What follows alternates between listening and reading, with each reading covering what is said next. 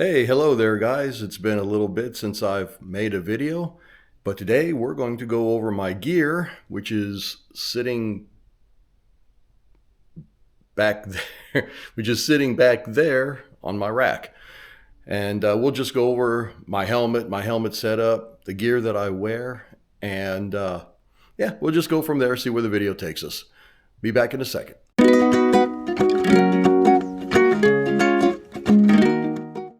All right, so first up, and obviously most importantly, is the helmet. I run with a 6D helmet, as shown right there.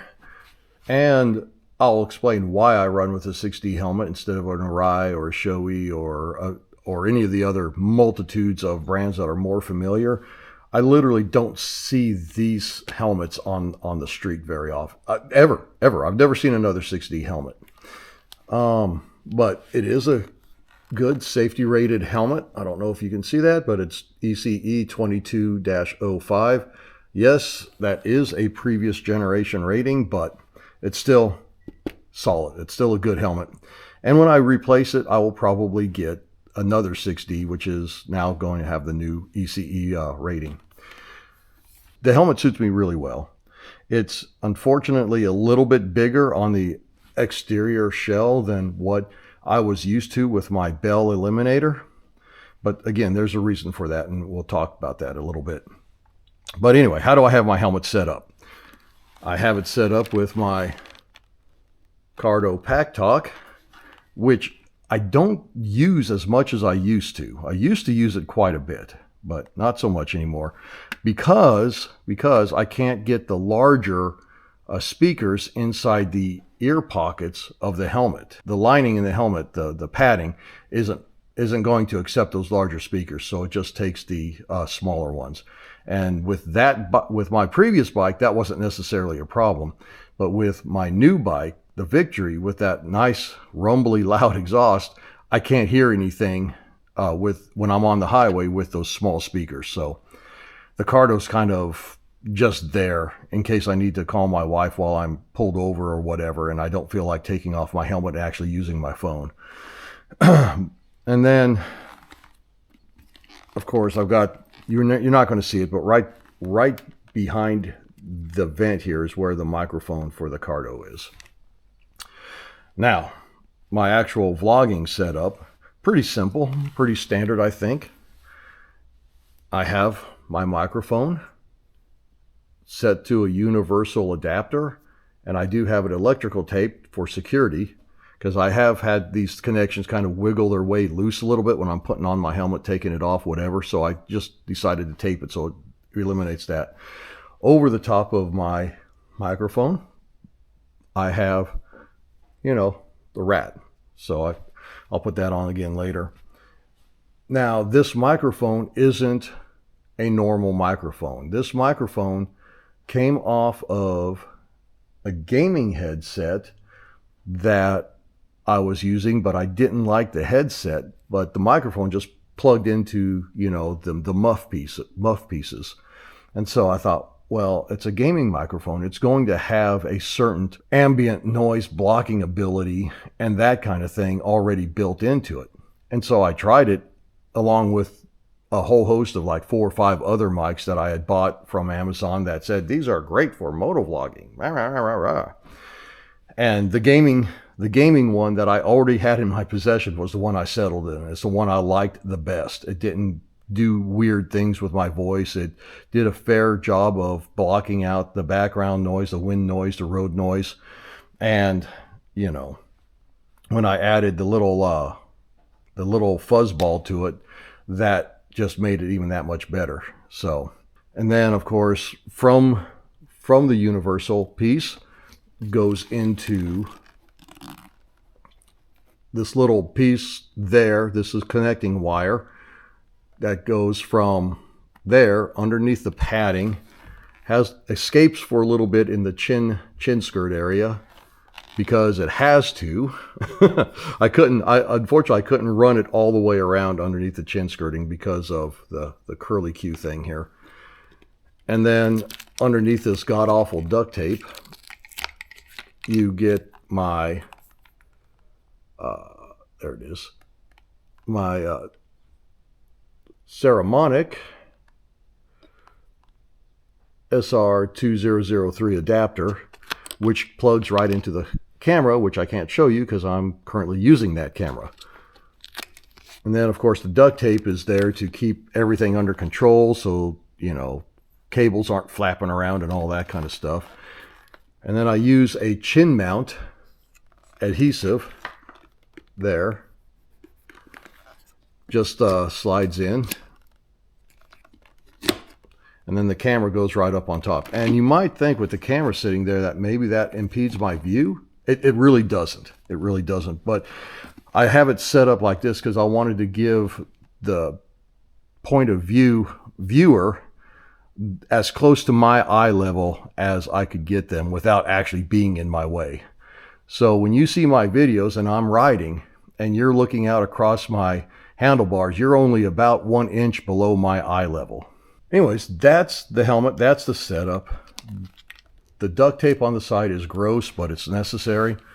My wife is absolutely convinced she can do a better job of wiring me up so I don't have such a grotesque looking amalgamation of garbage sitting off the side of my helmet. And I'm interested to see what she can come up with for me. So why did I choose 6D over all the rest? I chose 6D because of the omnidirectional suspension system that it has built into it. It effectively has two shells. It has an inner shell and then the outer shell. And in between those shells, it has these little rubber shock absorbers. They're wide on either end and narrow in the center, and so they squish and they shear back and forth. And there's like 50 to 60 of these things inside the helmet. And what happens is the helmet can take a direct blow, of course, and those little shock absorbers will disperse that shock over distance and time by squishing and squishing and squishing and squishing, dissipating much of that force before it gets to the inner shell through the padding and then into your brain. And then if you take like a glancing blow like my impact was on my accident that happened, then those little shock absorbers, they shear back and forth. And again, they take that force of that impact and they distribute it over time and space and dissipate that shock before it ever gets to your brain. 6D are the OGs of that technology. Since then, MIPS has been developed for several companies, and they use the MIPS. And the MIPS is a similar system, but instead of using squishy shock absorbers, they use like a if I'm describing this right, a non-attached liner in between their two shells, so that if the outer shell takes a hit, that liner provides a glide area for the outer shell and the inner shell to, work like almost like this, so that the same thing happens, right? That the value of that shock gets dispersed over time and space before it gets to your brain. And now I can tell you the MIPS system works. I was wearing a Bell Eliminator helmet with the MIPS system built into it, and when I hit the ground, I hit directly right in this area where the visor and the helmet meet, and the impact was so strong that it actually blew the visor off, and they found it like 50 feet away. And then me and the bike were pushed along the pavement, and you could see that by the scarring on the helmet. The scarring was all right here and down the chin bar. So, and my medical reports when they got me to the hospital was that I had no concussion. So the MIPS system works, but I just think this is a one-up on the MIPS system with the squishy shocks. So anyway, that's why I took it. You can go to 6D's website, and they describe all of that technology in much better detail, much more accurately, I'm sure, than I just did. Most of your accidents that are going to cause brain damage aren't high-speed collisions. They're going to be low-speed dumps at odd angles, and this helmet is the best, absolutely the best at protecting against those kinds of collisions. But the helmet is the most important part to me. Cost-wise, this is not a cheap helmet for many people. It's about a $600 to $700 helmet, somewhere in that range. And I will pay it again without complaint, just to know that I've got literally the best protection that my personal money can buy on my head. Anyway, that's enough about the helmet. Okay, so what you're looking at here is a stick that I got off of Amazon. And when you see the camera, when it's pointed at me when we're riding, it's on this stick. And how I maintain my audio through there is through this cable. It's about 6 feet long, 2 3-foot sections, connected and taped with a universal to keep it from coming apart. And I will do one of a couple of things. I'll, from the camera, take this adapter, plug it into the camera, and that leaves that end of it. I will take this end of it and run it into my cable. And then from the cable,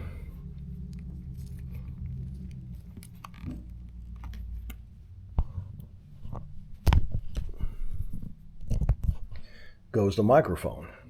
So what you see when you're looking at me from this perspective is you're seeing my camera on that unit attached to my handlebar, and the camera adapter coming down, and I'll normally tape it to this bar, and then I'll run this long line down underneath my jacket and bring the microphone back up in through my helmet, and that's how I am able to talk. Or if I'm doing my ride only videos where we're just trying to get the motorcycle sound, I will do the same thing, except for I'll point the camera forward on this and not towards me, and I'll run that cable all the way through my body, and I'll have the microphone attached like this, sitting under my jacket at my waistband, so that my body's protecting the microphone from the wind, and you're at a good close angle to hearing the motorcycle exhaust. So until I get another camera and different setups, that's how I have to do this. Is I just rearrange my entire wiring mechanisms to where I can still talk in my helmet while my camera is away from the helmet, or you can hear the bike better while the camera is somewhere else. It's all through hardwire connections.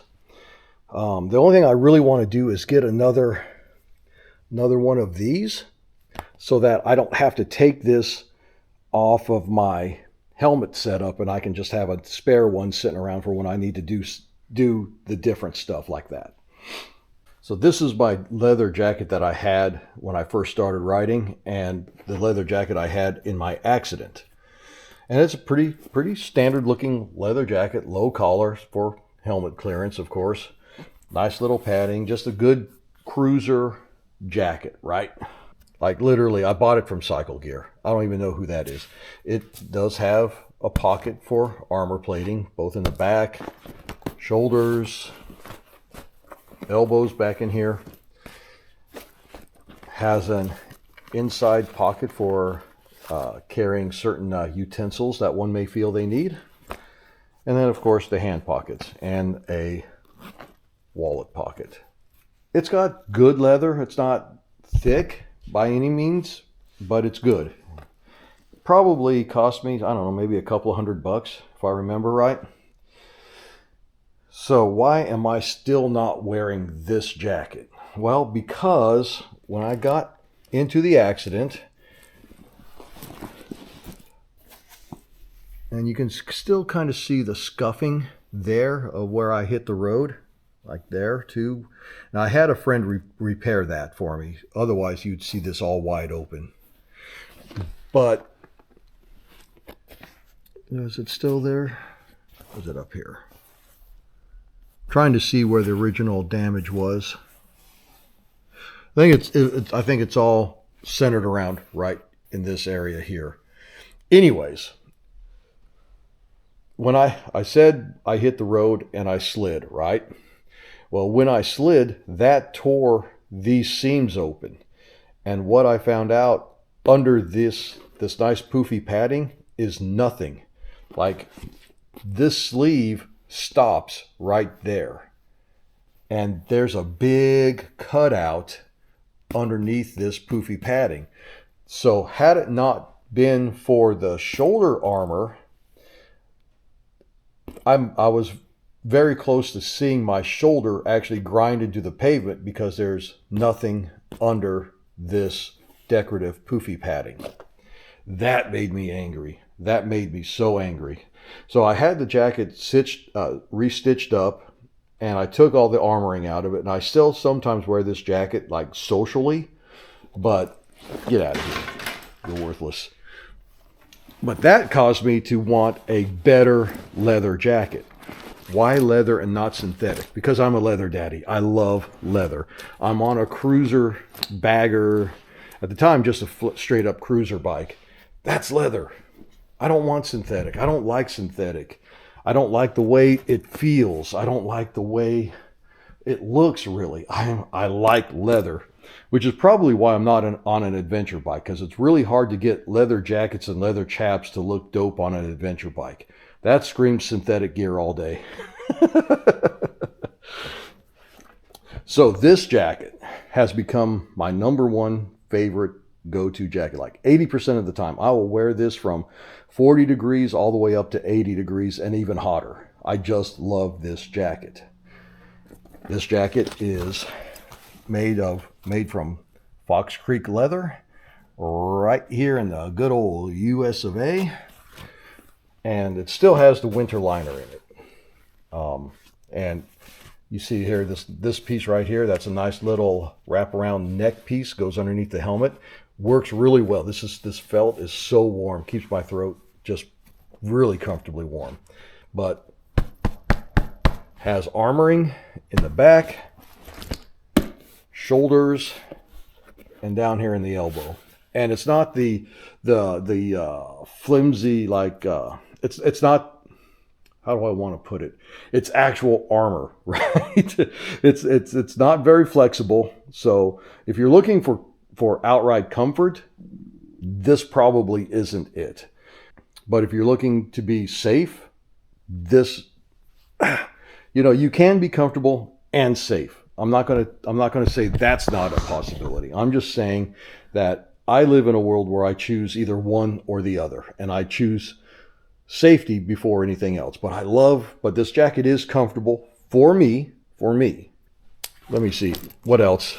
I'm not good at gear reviews. I just wear what I wear. So it's got a wallet pocket.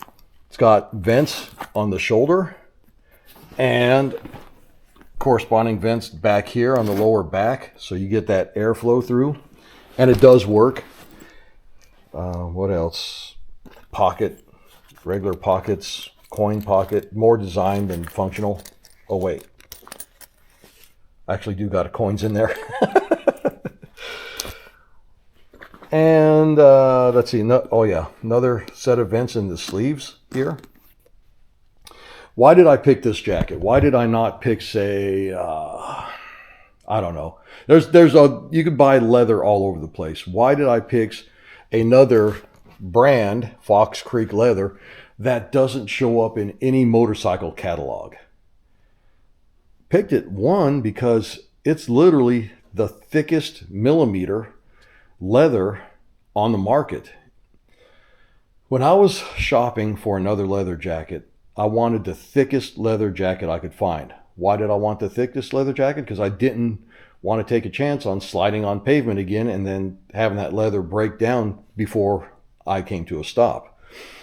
And these guys just hold the thickest leather. And I don't remember exactly what it is. Again, you can go to the Fox Creek Leather website and check it out. Their venting works quite well. Their venting, it goes, when I open up all the vents from the sleeves to the front to the back, it actually does work really well.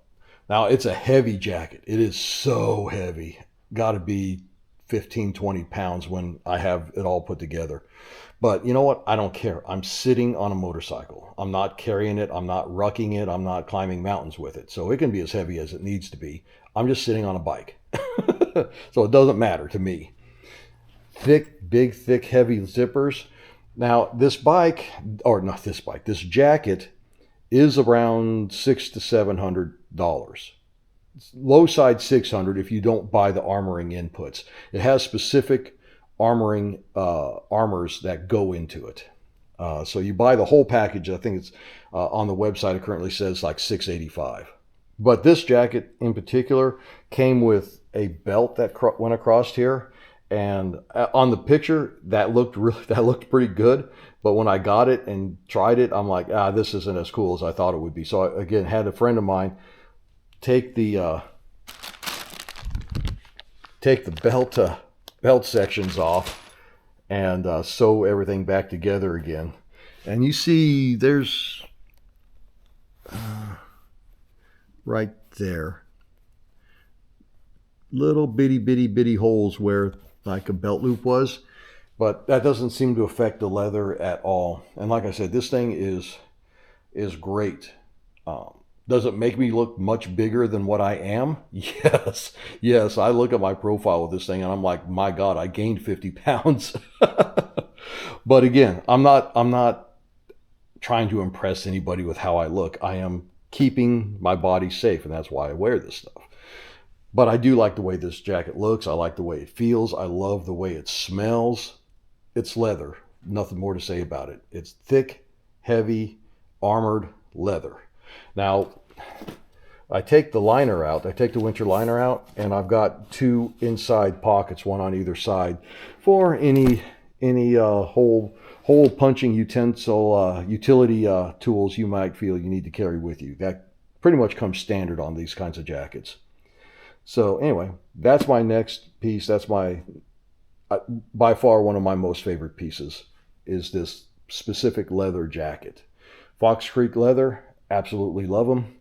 And I have bought other things from them, and I'll show you that in a second. All right, now we come to my leg protection, and these are my chaps. Once again, Fox Creek Leather. I absolutely love wearing these chaps. And no, they're not going to have any armoring or anything like that. I wear them strictly for the slide protection. And these have actually been proven. I've had these for, oh my goodness, quite a while now. Well over 5 years. And the reason why these are proven is because of this. Turn them over to the side, where would be my side. You see that scuff mark there? And it continues up in here, along this seam, and up and back in towards the back. That's where I slid. I was wearing these chaps during my accident, and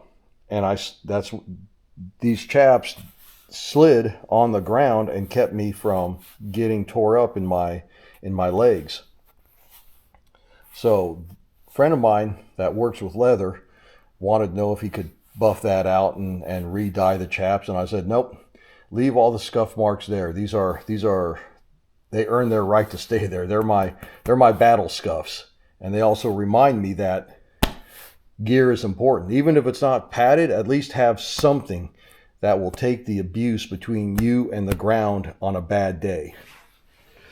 And these chaps aren't all original.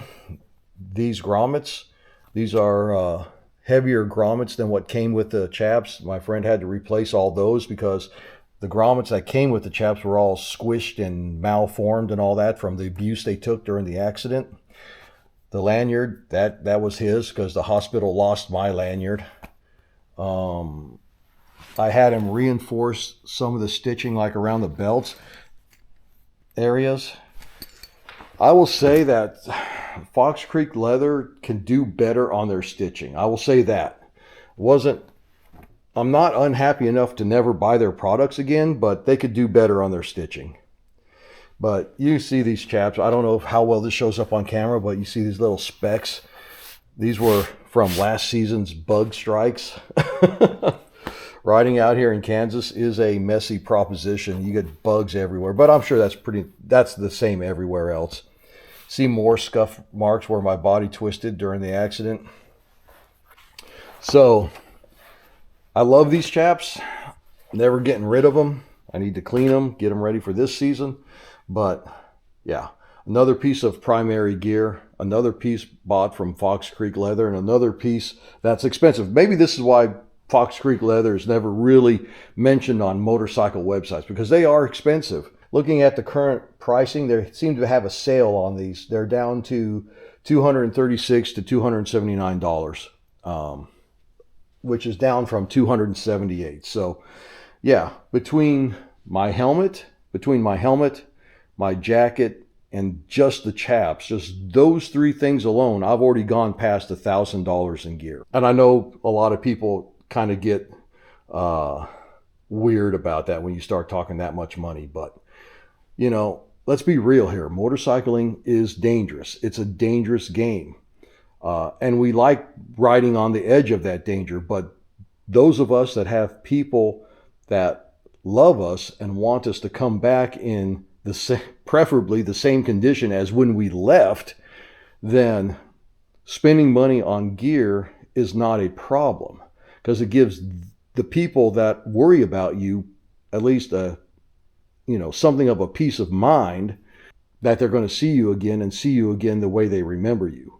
So for me, what that translates to, that's all that just to say, if I didn't wear gear, my wife would absolutely not be okay with me riding, period, full stop. So at the very least, I owe her a helmet. The bottom side, do I always wear the chaps? Not always. It depends on what I'm doing. But if I'm going like to and from work, if I'm going on one of my motovlog rides where I know I'm going to be out a while, yeah, I'm throwing the chaps on. It's just normal stuff. Am I always wearing the helmet? Yes, I am always wearing the helmet. Am I always wearing my leather jacket or a jacket? Because I do have more than one. Yes, I am always wearing the jacket. So, there's just things that I will do to make sure that everybody is copacetic and keep me safe. I mean, honestly, this is about, even before all of that, this is about making sure that I can still function.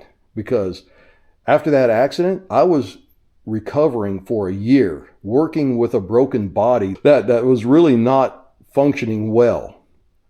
So, but I worked through it, and I'm 100% again. The only lasting effect from that accident is that my left calf below the knee seems to be perpetually swollen. I can measure the difference between my right calf and my left calf. Don't know what that's all about. It doesn't hurt, doesn't bother me, doesn't impede my walking or anything else. It's just physically larger than my right calf. So whatever. But anyways, I love these chaps. Again, Fox Creek Leather, check them out. Next item. All right, and what are we looking at here? We are looking at a lovely pair of TCX Drifter boots. Now you're like, but Kelly, these are not cruiser boots. These are not even street boots. These are adventure rider boots. And I'm saying, you're right. They are adventure rider boots, which is exactly why I got them. Again, most of my purchasing decisions were informed from my accident from 5 years ago. I had a set of regular motorcycle boots. They went up, so high, like 2/3 of the way up, flat soled, just regular street motorcycle boots.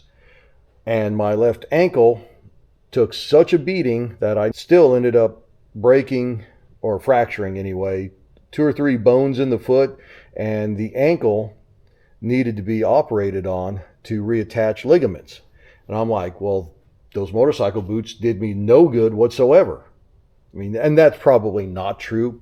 Probably would have been worse with tennis shoes, flip-flops, but I wasn't impressed. And so I started looking around, and I saw these adventure boots, and I fell in love with them. And I've had these, like I said, for a good 5 years. And you can see the sole on them. They're nice lug sole. And I find these, even though they're waterproof and they don't breathe, I still find them to be super comfortable. I will get off the bike and walk around in these, no problem. I have split wood in these. I have done all kinds of yard work in these. because while my ankle was recovering, these provided the rigidity for me to still do stuff I needed to do without damaging my ankle even more. Obviously, ADV locks, snaps into place. I like that because my fat self doesn't like bending over very often. So having nice clips like that are good and solid and metal, are great. Like I said, it's waterproof, warm, goes up quite a ways. I wish I could get rid of the shin protection because that's kind of bulky when I put my chaps on over the top of these, but it is what it is. I'm not going to complain. But TCX Drifters, I love these boots. Absolutely love these boots. I've had them for over 5 years now, and they still go strong. Like look at this. I mean, you can see these things are worn and flexible. Where I shift, barely, you can't even hardly tell. When you see a color difference from my shifting boot to my non-shifting boot, but you don't see the threads coming apart. You don't see the leather coming apart. These are my daily riders. I wear these to work, and I change shoes at work, but I will wear these daily for anything that I ride. These are my daily boots, so these get the abuse the most. And wow, they have held up really well, and that's just that. And I'm looking on my phone right now. You can't see it, but I'll show you. They're on sale for $239. Normally $400. But I do have another set of boots, and that's these Icons. I think these are the Icons. Yeah, Icon Stormhawks. And I like them because of their SOA system. You can see no laces and just this ratcheting system where it tightens up the steel cable around your foot. And then when you want to release it, pull, and then you can release it. Now, I dug that. That seemed like a good idea, but these boots are garbage. I hate them. Icon do better. Look at this. One summer, the toe flap, the toe is coming undone. The stitching there and the material splitting on both sides of my foot. Yeah, I literally have no use for these boots. And I got them for summer riding because, like I said in the other boots, they don't breathe. My feet do get hot. I thought, I'll get a pair of these and these might be okay. No, I don't like that. They aren't rigid around the ankle. Yes, I think that they would probably suck in an accident. But I'm willing to give them a try, and I hate them. I hate them. Trash boots. I wouldn't buy them again at all. And I wouldn't recommend anybody else buy them. Get real footwear. Don't skimp. That's all I'm going to say about that. Next. All right. Now we've got gloves. 1, 2, 3, 4 pairs of gloves. Starting from the left. Got me a set of Revits. I got these gloves because I was watching Itchy Boots one day, and I'm like, those are some really cool gloves. I want a pair of those. The problem is I didn't pay attention to the sizing. Now you can see by how worn they are that I have worn these. And I did give them a fair shot. But my problem is I tore all the labeling and everything off of it before I tried them on. And when I tried them on, I realized, oh Lord, these are too small, like by half a size. And I tried my hardest to wear these and stretch them out and all that. These were my summer riding gloves to go with my summer riding gear, which I haven't shown you yet. But they were so small. It's like they literally cut the blood flow off in my hand and just started making my hands tingle. I'm like, I can't wear these. So I don't wear these anymore, and it makes me sad. Here we have the Icon Pursuit perforated motorcycle glove. These are running currently Let me see here. Currently, they're running on sale $56.25 from Revzilla. Normally, they're $75 gloves. But I absolutely love these gloves. They fit well.